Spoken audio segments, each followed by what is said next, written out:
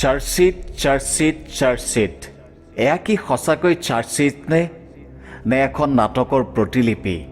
তদন্ত কৰিবলৈ তদন্তকাৰী বিষয়া দেখোন সেই স্থান দেখাই নাই য'ত জুবিনদাৰ মৃত্যু হৈছিল। যদি জুবিনদাক সাগৰৰ বুকুলৈ ঠেলি দি নিৰ্মমভাৱে পানীত ডুবি মৃত্যুবৰণ কৰাটো ইয়াতখনত থকাসকলে চাই আছিল, তেন্তে সেইসকলৰ নাম চাৰ্জশ্বীটত নাই যে। শ্যামকানু মহন্তটো সেই স্থানতেই নাছিল বুলি আমি আজিলৈকে জানো। তেনেস্থলত তেওঁক জেলত দিয়া হ'ল, সেয়া বাৰু ভাল কথা, কিন্তু চিন্তাৰ বিষয় ইয়াতখনত থকা বাকীসকল ক'ত গ'ল? এই নাটকখনৰ লিখক কোন? ৰ'ব, এয়া মই কোৱা কথা নহয়, এয়া আমাৰ ৰাইজৰ মনৰ কথা। বাৰু যি কি নহওক, আমাৰ হিয়াৰ আমঠু জুবিনদাৰ মৃত্যুৰ পৰাই এটা কথা সৰ্বসাধাৰণ ৰাইজৰ মুখত স্পষ্ট হৈ পৰিছে। এই শব্দটো হৈছে চাৰ্জশ্বীট। চাৰ্জশ্বীট কেতিয়া দাখিল হ'ব? কি থাকিব তাত? চাৰ্জশ্বীট দাখিলৰ পিছত আমাৰ ঈশ্বৰ পুত্ৰই ন্যায় পাবনে? আমি অসমবাসীয়ে গম পামনে যে ছিংগাপুৰত কি হৈছিল সেইদিনা? আমি অতি সোনকালে জুবিন গাৰ্গ ডাঙৰীয়াৰ মৃত্যুৰ ৰহস্য গম পাম। মই SITক কৈছোঁ, 8 ডিচেম্বৰত চাৰ্জশ্বীট দাখিল কৰক। এয়া আমাৰ মাননীয় মুখ্যমন্ত্ৰীয়ে কোৱা কথা। অৱশেষত 12 ডিচেম্বৰ শুকুৰবাৰ, অৰ্থাৎ 2025 চনৰ 12 ডিচেম্বৰ অসমবাসীৰ বাবে বহু প্ৰতীক্ষিত এটা দিন। দিনৰ 11 বজাত আদালতত দাখিল কৰা হ'ল অসমীয়া জাতীয় জীৱনৰ মহানায়ক, ঈশ্বৰ পুত্ৰ, গন্ধৰ্ব পুত্ৰ জুবিন গাৰ্গৰ ৰহস্যজনক মৃত্যুৰ তদন্ত প্ৰক্ৰিয়াৰ 3500 পৃষ্ঠাজোৰা চাৰ্জশ্বীট। কোনোবাই আকৌ কৈছে যে 12270 পৃষ্ঠাজোৰা। এতিয়া এই চাৰ্জশ্বীটৰ লগত বহুকেইটা প্ৰশ্ন জড়িত হৈ আছে। প্ৰথম প্ৰশ্নটো হৈছে যে চাৰ্জশ্বীটত কি তথ্য আছে, মানে জুবিন গাৰ্গৰ মৃত্যুৰ ৰহস্যৰ কি তথ্য আছে, যাক মুখ্যমন্ত্ৰী ডাঙৰীয়াই প্ৰথমতে সাধাৰণ দুৰ্ঘটনা বুলি কৈছিল যদিও পাছত হত্যাকাণ্ড বুলি ডাঠি কৈছিল। দ্বিতীয়তে চাৰ্জশ্বীট দাখিল কৰাৰ পাছত আৰু কি কৰিবলগীয়া থাকিব। তৃতীয়তে চাৰ্জশ্বীটত কাক আমাৰ প্ৰাণৰো প্ৰাণ জুবিনদাৰ হত্যাকাৰী বুলি অভিযোগ কৰা হৈছে। চতুৰ্থতে অভিযুক্তক কি ধাৰাৰ আওতালৈ অনা হৈছে। পঞ্চমতে অভিযুক্তৰ শাস্তি কি হ'ব পাৰে। ষষ্ঠতে এটা ডাঙৰ প্ৰশ্ন, আইনৰ সুৰুঙাই দি কোনোবা অভিযুক্তক কেনেবাকৈ সাৰি যাব নেকি। সপ্তমতে ন্যায় প্ৰক্ৰিয়া কিমান দীঘলীয়া হ'ব। অষ্টম তথা শেষৰ প্ৰশ্নটো হৈছে চাৰ্জশ্বীটত উল্লেখ থকা কেইজনে মূল অভিযুক্ত নে আঁৰত আৰু কোনোবা আছে। এই আটাইখিনি আমি আলোচনা কৰিম আজিৰ ভিডিঅ'টোত। প্ৰথমে জানো আহক যে চাৰ্জশ্বীটনো কি। হয় প্ৰিয় দৰ্শক, বহুতেই এই শব্দটো শুনিছে জানিছে যদিও বহুতৰে বাবে এই শব্দটো নতুন। চাৰ্জশ্বীট মানে হৈছে অভিযোগ পত্ৰ বা আৰোপ পত্ৰ, বা প্ৰশাসনীয় ভাষাত ইয়াক চালান বুলিও কোৱা হয়। আৰু ই হৈছে তদন্ত সম্পূৰ্ণ হোৱাৰ পিছত আৰক্ষীয়ে আদালতত দাখিল কৰা নথি, য'ত অপৰাধীৰ বিৰুদ্ধে হোৱা অপৰাধ, প্ৰমাণ আৰু সাক্ষীৰ সম্পূৰ্ণ বৰ্ণনা থাকে। আৰু এই ভিত্তিত গোচৰটো আগবাঢ়ি যায়। FIR অৰ্থাৎ ফাৰ্ষ্ট ইনফৰমেশ্যন ৰিপৰ্ট দাখিল কৰাৰ পিছত আৰক্ষীয়ে এই বিশদ প্ৰতিবেদন দাখিল কৰে। ইয়াত অভিযুক্তৰ নাম, ঠিকনা, অপৰাধৰ পদ্ধতি, অস্ত্ৰ শস্ত্ৰ, সাক্ষী আৰু প্ৰমাণৰ সম্পূৰ্ণ বিৱৰণ থাকে। কোনো গভীৰ বিষয় হ'লে এই প্ৰক্ৰিয়াত 90 দিনৰ সময়সীমা থাকে, অৰ্থাৎ 90 দিনৰ ভিতৰত দাখিল কৰিব লাগে। আৰু অন্য বিষয় বা গোচৰৰ ক্ষেত্ৰত 60 দিনৰ সময়সীমা থাকে যদিও তাৰ আগতেও প্ৰকাশ কৰিব পাৰে বা দাখিল কৰিব পাৰে। এয়া নিৰ্ভৰ কৰে একমাত্ৰ তদন্তৰ ক্ষিপ্ৰতাৰ ওপৰত। এই চাৰ্জশ্বীট বা আৰোপ পত্ৰৰ মূল উদ্দেশ্য হৈছে যাতে ন্যায় প্ৰক্ৰিয়া সুচাৰুৰূপে চলিব পাৰে। তাৰ মাজতে কৈ থওঁ যে SITৰ সম্পূৰ্ণ অৰ্থ হৈছে স্পেচিয়েল ইনভেষ্টিগেশ্যন টীম, বিশেষ তদন্তৰ দল। এই দল গঠন কৰিব পাৰে উচ্চ ন্যায়ালয়ে, উচ্চতম ন্যায়ালয়ে আৰু কেন্দ্ৰীয় চৰকাৰৰ লগতে ৰাজ্য চৰকাৰে। উল্লেখ্য যে 19 ছেপ্টেম্বৰত ছিংগাপুৰত ৰহস্যজনকভাৱে অকাল মৃত্যুক সাৱটি লোৱা জুবিন গাৰ্গৰ মৃত্যুৰ ৰহস্য উদঘাটনৰ বাবে অসম চৰকাৰে গঠন কৰি দিছিল অসম আৰক্ষীৰ বিশেষ তদন্তকাৰী গোট। IPS বিষয়া মুন্না প্ৰসাদ গুপ্তাৰ নেতৃত্বত গঠন কৰা হৈছিল SIT। এতিয়া জানো আহক যে এই SITয়ে জুবিনদাই আমাক কায়িকভাৱে এৰি যোৱাৰ পাছত যোৱা 3 মাহত কি কৰিলে। SITয়ে তেওঁলোকৰ সময়সীমা অনুসৰি 3 মাহ সময় লৈ জুবিনদাৰ মৃত্যুৰ গোচৰত প্ৰায় 300 ব্যক্তিৰ সাক্ষ্য ল'লে। এই সম্পূৰ্ণ ঘটনাৰ সৈতে জড়িত থকাৰ অভিযোগত নৰ্থ ইষ্ট ফেষ্টিভেলৰ মুখ্য আয়োজক শ্যামকানু মহন্ত, জুবিন গাৰ্গৰ মেনেজাৰ সিদ্ধাৰ্থ শৰ্মা, জুবিন গাৰ্গৰ সম্বন্ধীয় ভাতৃ তথা অসম আৰক্ষীৰ DSP সন্দীপন গাৰ্গ, বাদ্যযন্ত্ৰী শেখৰজ্যোতি গোস্বামী, সহগায়িকা অমৃতপ্ৰভা মহন্ত আৰু ব্যক্তিগত নিৰাপত্তাৰক্ষী পৰেশ বৈশ্য আৰু নন্দেশ্বৰ বৰাক গ্ৰেপ্তাৰ কৰিলে। এতিয়া এই আটাইকেইজন অভিযুক্ত কাৰাবন্দী হৈ আছে।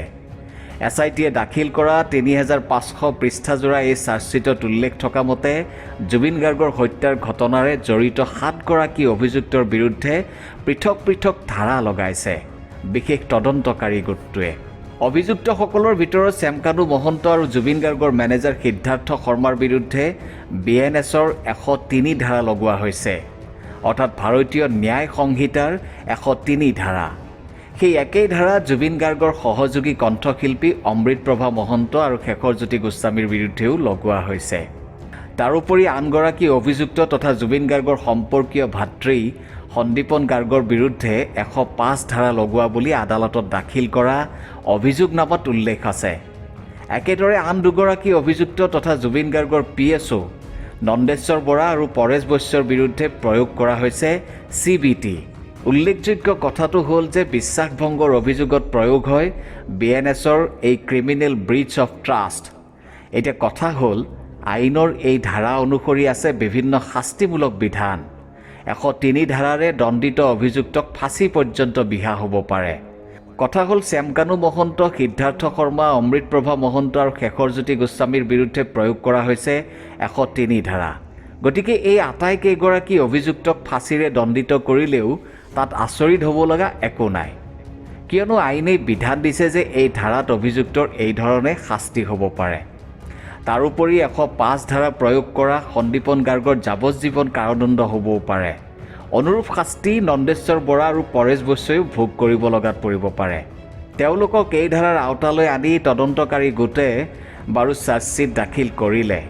এতিয়া এই বিচাৰ হ'ব ন্যায়ালয়ত। এতিয়া এই চাৰ্জশ্বিট দাখিলৰ পিছতে শ্যামকানুক মুক্তিৰ বাবে অধিবক্তা বিচাৰি হাহাকাৰ কৰি ফুৰিছে তেওঁৰ পত্নীয়ে। কথাটো হ'ল অভিযুক্তই তেনে কাম কৰিব পাৰেনে? হয়, নিশ্চয় পাৰে। কিন্তু শ্যামকানু মহন্তৰ পত্নীয়ে অধিবক্তা বিচাৰি পাবনে? কোনো অধিবক্তাই তেওঁলোকৰ কথা শুনিবনে? কাৰণ জুবিনদাৰ ন্যায় বিচাৰি অধিবক্তা সন্থায়ো তেওঁলোকক বুলিয়েই নহয়, কোনো অভিযুক্তক সহায় নকৰোঁ বুলি ৰাইজক প্ৰতিশ্ৰুতি দি থৈছে। তেনে ক্ষেত্ৰত অভিযুক্তই কাৰ সহায় ল'ব পাৰে?